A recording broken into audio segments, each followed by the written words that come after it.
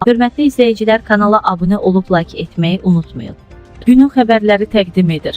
İsrailin İrana hücum tarifi açıqlandı. ABŞ rəsmilərinə İsrailin İrana əməliyyat keçirməyə tam hazır olduğu bildirilib. Baku Post az xəbər verir ki, bu barədə Əcəbəs News məlumat yayıb. Bu, ABŞ-ın bəzi Amerikalılara regionu tərk etməyi tövsiyə etməsinin səbəbinin bir hissəsidir, telekanal öz saytında bildirib.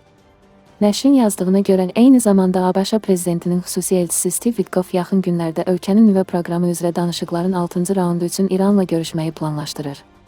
Qeyd edək ki, Witkoff bundan əvvəl Müdafiə naziri Pete Hegseth'in təhlükəsizlik məsələləri ilə əlaqədar yaxın şərqdəki Amerikalı hərbçilərin könüllü getməsinə icazə verdiyini açıqlayıb.